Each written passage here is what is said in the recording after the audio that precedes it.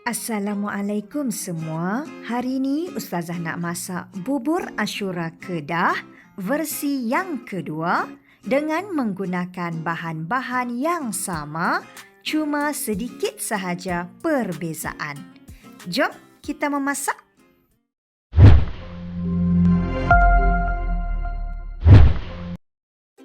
Kita akan sediakan air gula merah dahulu. Masukkan 1 cawan air putih ke dalam periuk, setengah cawan gula merah dan 1 helai daun pandan. Hidupkan api dan kita akan masak air gula merah sehingga mendidih dan betul-betul larut. Setelah air gula merah mendidih, boleh matikan api dan sedia untuk diangkat. Tapis dahulu air gula merah supaya kita dapat asingkan segala bendasing dan ketepikan dahulu. Di sini Ustazah menggunakan beras ya. Masukkan 1 cawan beras ke dalam balang blender. Beras ni Ustazah dah rendam lebih kurang 5 jam yang lalu. Masukkan 1 cawan air putih. Kisar beras sehingga betul-betul halus. Bagi kawan-kawan yang nak gunakan tepung beras pun boleh juga ya, sukatannya sama.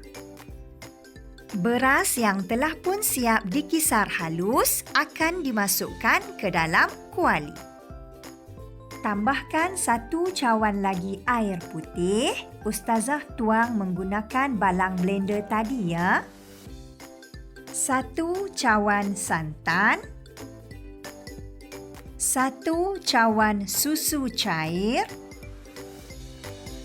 Dan 2 helai daun pandan. Gaul-gaulkan sebati dan bolehlah hidupkan api. Di permulaan ni kita gunakan api yang agak kuat.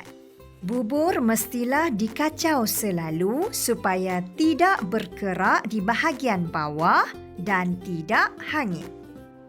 Seterusnya bolehlah kita masukkan kacang yang keras terlebih dahulu. 1/4 cawan kacang kuda. 1/4 cawan kacang merah dan setengah cawan kacang tanah yang berwarna putih. Semua kacang ini telah pun direbus terlebih dahulu ya. Seterusnya setengah cawan jagung. Untuk bahan kacang, kawan-kawan boleh adjust kuantiti banyak ataupun sedikit mengikut kesukaan masing-masing. Bubur ni berwarna cerah ya kerana kita memasak dengan menggunakan kuali. Seterusnya, masukkan sedikit garam supaya bubur membangkitkan lemak. Nampaknya bubur kita semakin pekat. Tempoh memasak bubur Ashura ini dengan menggunakan sukatan 1 cawan beras lebih kurang 35 minit. Setelah bubur pekat, bolehlah dimasukkan air gula merah yang telah pun siap dimasak tadi dan 3/4 cawan gula putih. Kawan-kawan bolehlah suaikan rasa manis mengikut kesukaan yang disukai. Kita masukkan gula selepas kacang betul-betul empuk. Untuk memudahkan kawan-kawan memasak, kita menggunakan 1 cawan beras, nisbah 5 cawan cecair. Cecair tersebut terdiri daripada air putih, air gula merah, santan dan susu cair. Mudah kan?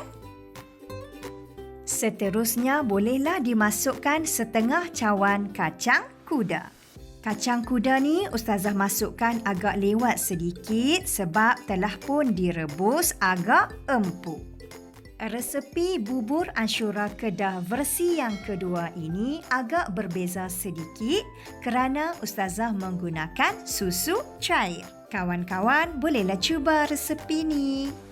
Setelah bubur masak, bolehlah dimasukkan 1 biji ubi keledek yang dipotong kecil.